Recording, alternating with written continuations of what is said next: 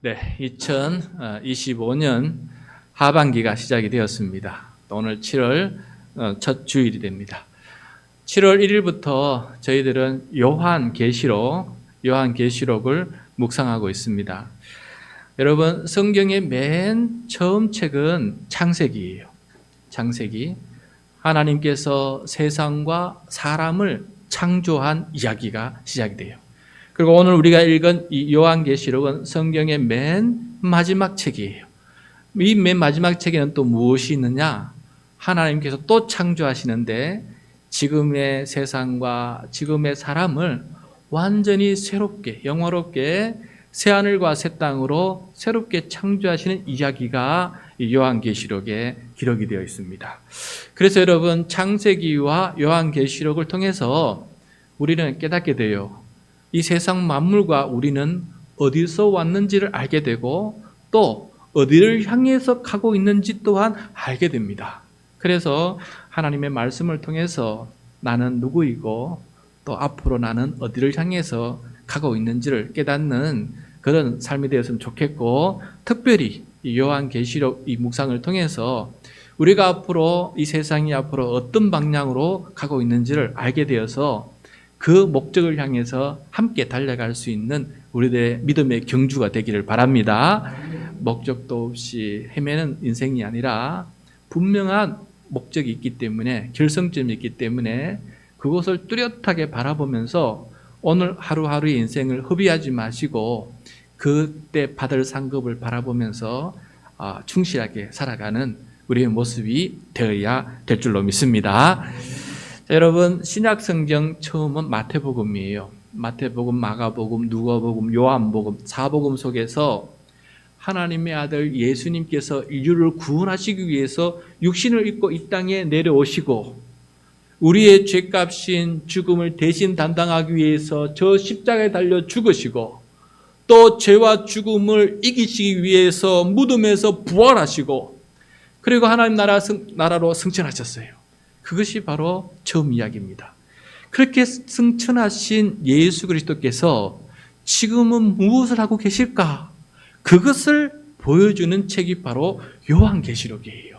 그래서 요한계시록을 보시면은 지금 하나님 보좌 우편에 앉아 계시는 예수님께서 무엇을 하고 계시는지, 그 다음에 앞으로 무엇을 할 것인지를 우리들에게 보여주는 이야기가 바로 요한계시록입니다.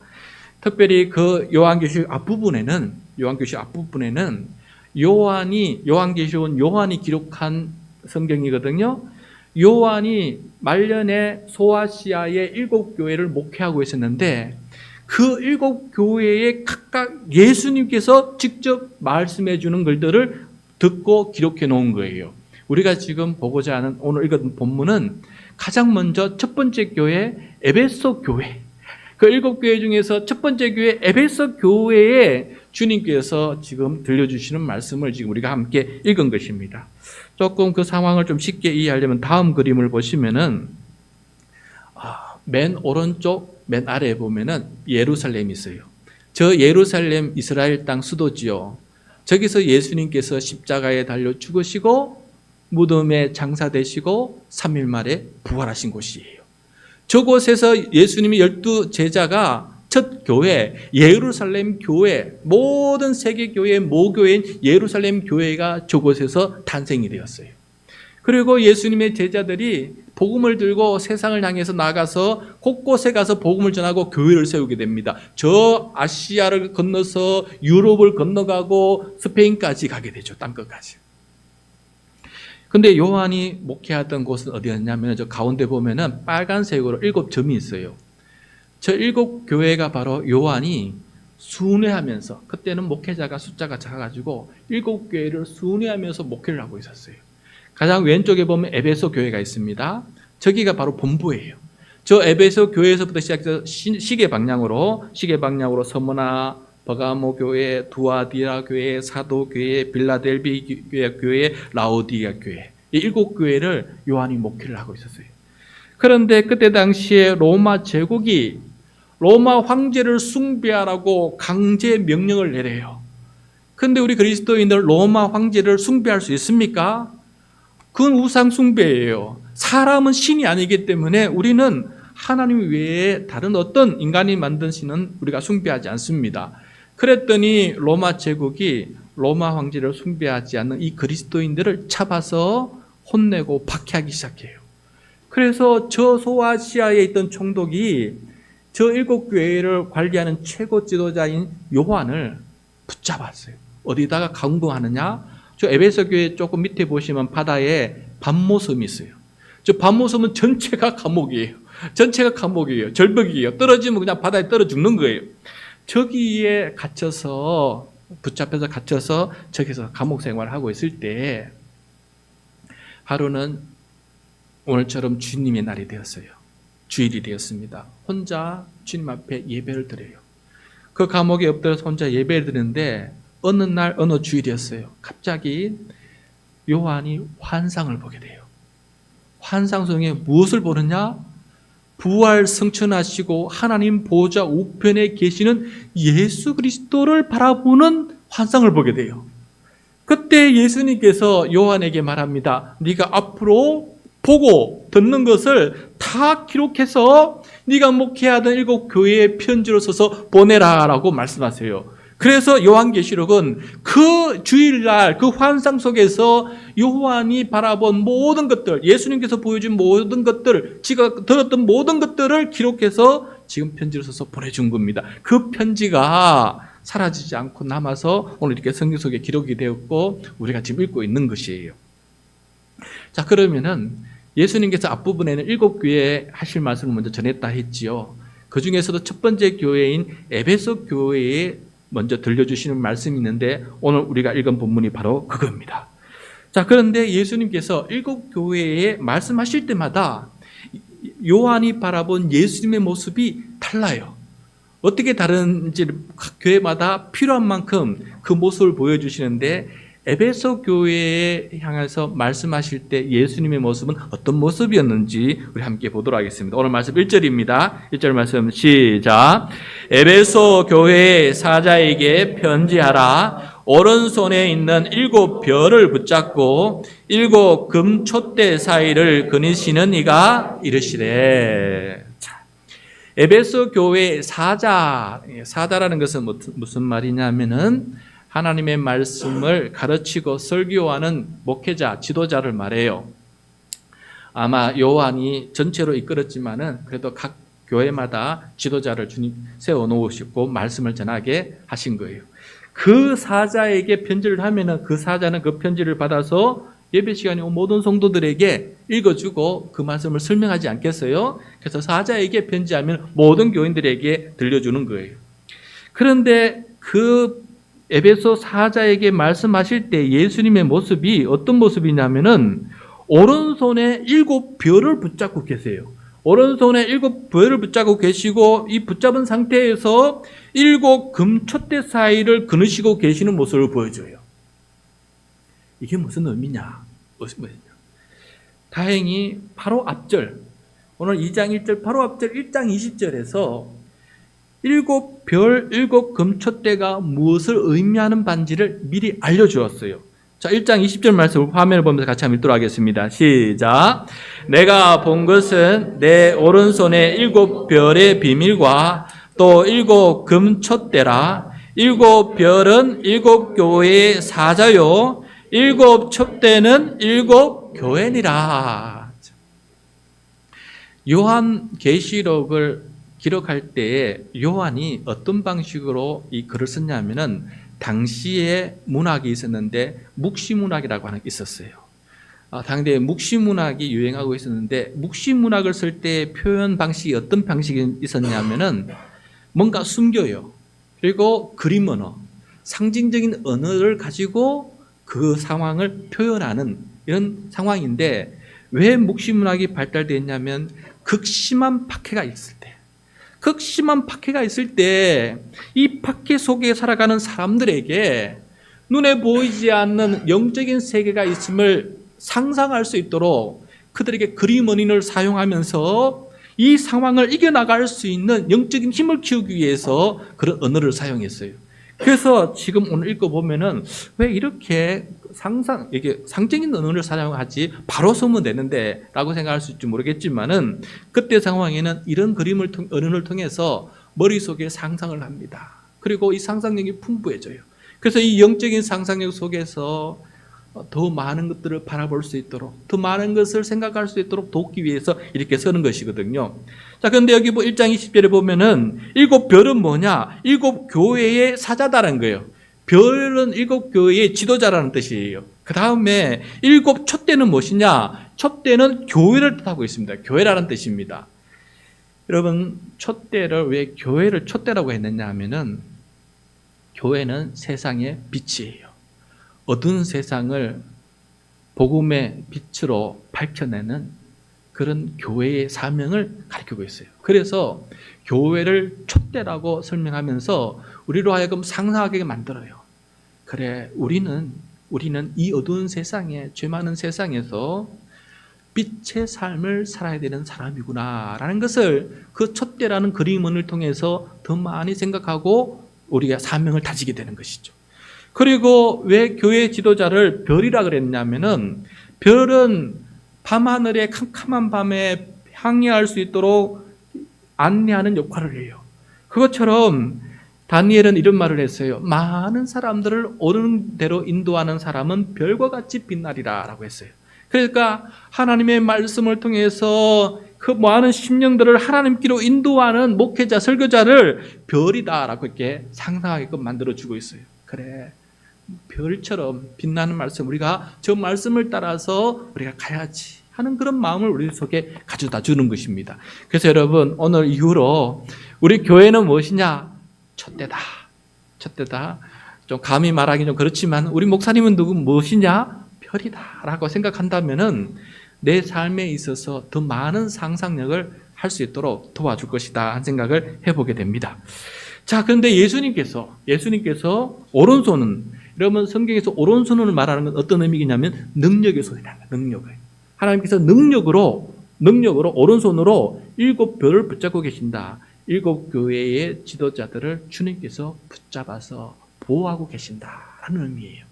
그 다음에 예수님께서 그 7 촛대를 거니신다는 말은 그 7교회에 임재하시면서, 성령으로 7교회에 임재하면서 그 7교회에서 역사하고 계신다는 것이에요. 성령의 은사로 충만케 하시고 성령의 은사를 부어주시고 직분을 주시고 은사를 주셔서 그 주님의 교회를 운행하고 계신다는 것을 가르쳐주고 있습니다. 그래서 이 그림을 볼 때 에베소 교회의 성도들은 참 기뻐하고 감사할 것입니다. 야, 주님께서, 승천하신 주님께서 지금도 우리 교회를 이렇게 붙들고 계시고 우리 가운데 이렇게 살아서 거닐고 계시는구나 라는 믿음의 상상력이 생겨서 우리 공동체가 그저 있는 모임이 아니고 그저 사교적인 모임이 아니라 주님께서 거하시는 주님의 교회구나 라는 사실을 다시 한번 깨닫게 되었을 것입니다. 여러분, 우리가 이 자리에 이렇게 앉아서 예배 드릴 수 있게 되는 것도 예수님께서 성령님으로 우리를 감동시키시고 우리를 이곳에 인도하셨기 때문에 오늘 이 자리에 우리가 있는 줄로 믿습니다. 제가 주님께서 저를 붙잡아 주시니까 제가 믿음이 파산하지 않고 제가 무너지지 않아서 오늘도 이렇게 강대상에서 주의 말씀을 들고 복음을 전할 수 있게 된 것이 주님의 은혜고 성령님의 은혜입니다. 그렇기 때문에 우리는 오늘 이렇게 이 주일에 예배드리고 있는 것입니다. 예수님은 이 에베소 교회의 성도들을 생각하시면서 다 알고 있다 하고 칭찬을 하세요. 놀라워요. 안 보이는 것 같은데 예수님은 다 알고 있다면서 칭찬해 주십니다. 그 칭찬 이야기를 들어보겠습니다. 2절과 3절이에요. 2절과 3절 시작. 내가 내 행위와 수고와 내 인내를 알고 또 악한 자들을 용납하지 아니한 것과 자칭 사도라 하되 아닌 자들을 시험하여 그의 거짓된 것을 내가 드러낸 것과 또 내가 참고 내 이름을 위하여 견디고 게으르지 아니한 것을 아노라. 주님께서 아신다는 거예요. 여러분, 이 단어 하나가 얼마나 은혜인지 아십니까? 우리가 힘들고 어려울 때마다 내 마음속에 성령님께서 어떤 음성을 들려주시냐면은 너 알아 라고 하면은 그게 큰 힘이 되고 모든 문제가 해결돼요. 나 너 알고 있어. 너 지금 상황을 내가 알고 있다라는 그 말을 듣는 순간에는 이 모든 게 다 해결되는 거예요. 에베소 교회가 핍박과 혼란 속에 있어요. 그런데 주님께서 말씀하십니다. 내 너 수고와 인내를 안다라고 말씀해 주는 거예요. 그러니까 얼마나 힘이 되겠어요.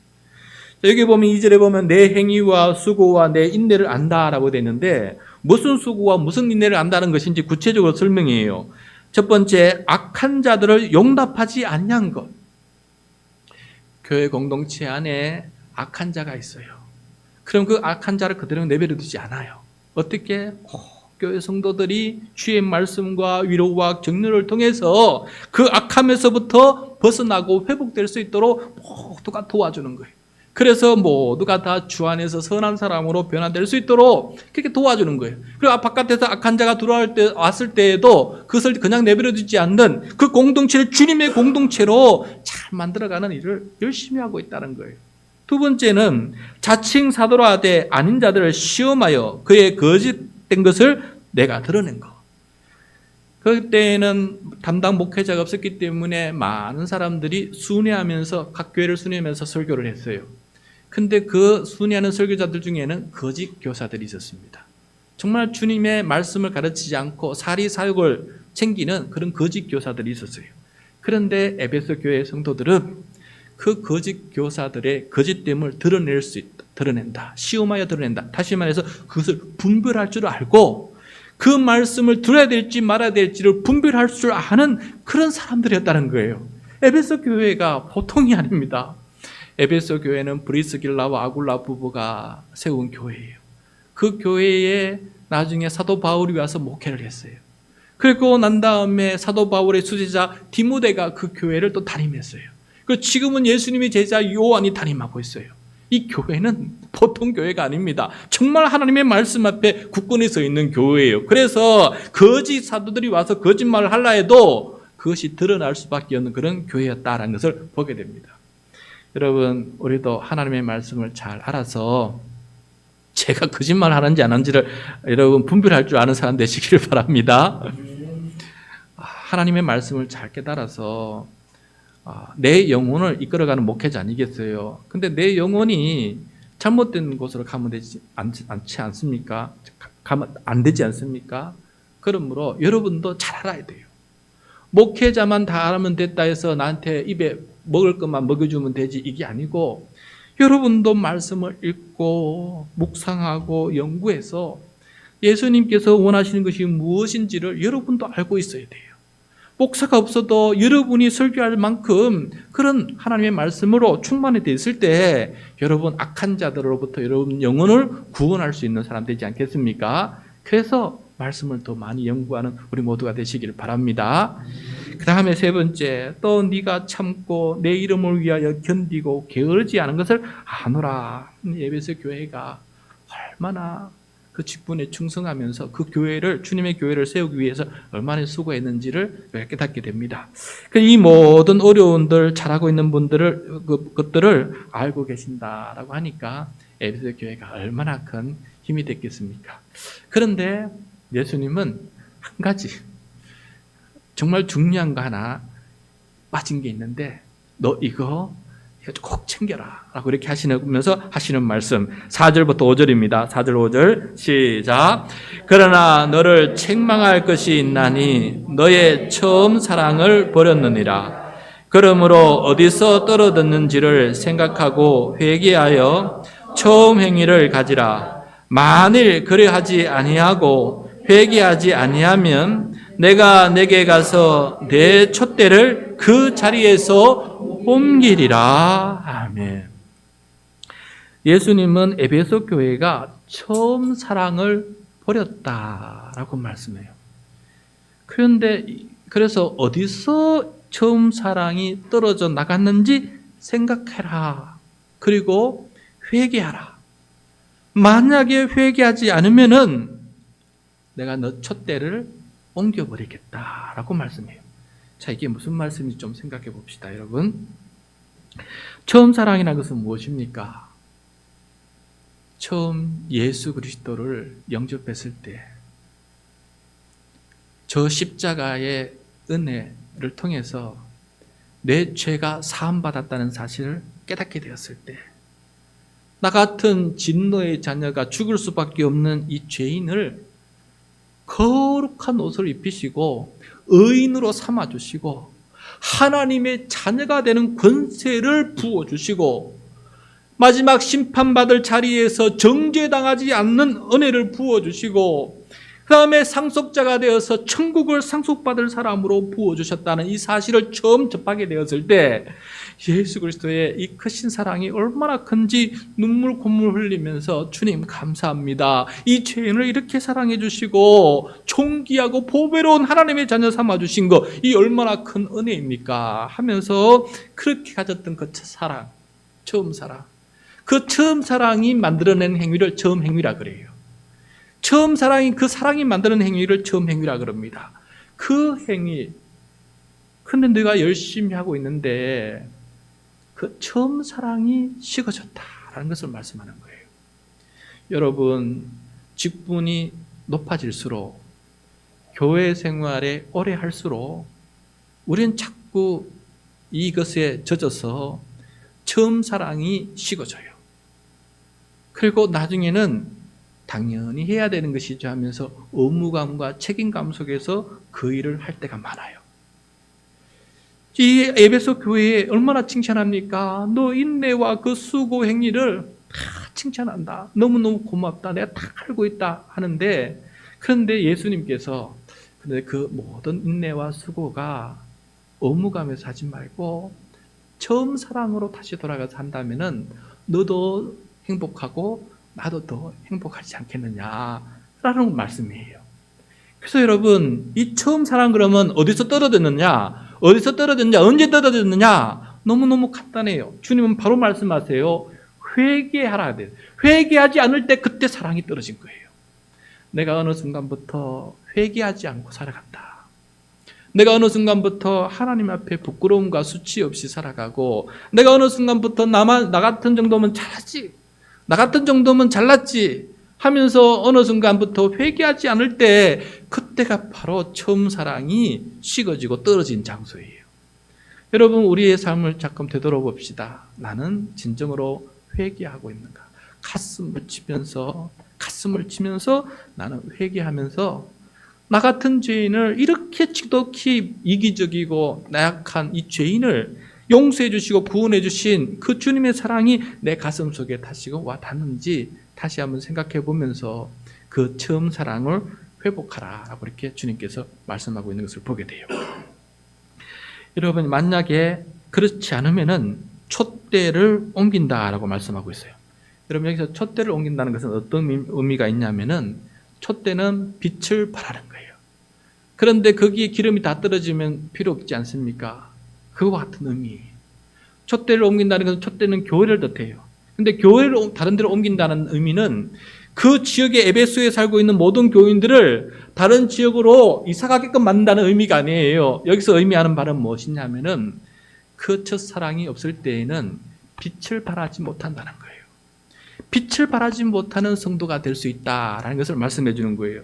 이 말씀의 의미를 제가 좀 설명하면은 고린도전서 13장 1절에서 3절 말씀인데 화면을 보시고 제가 한번 읽어드리겠습니다.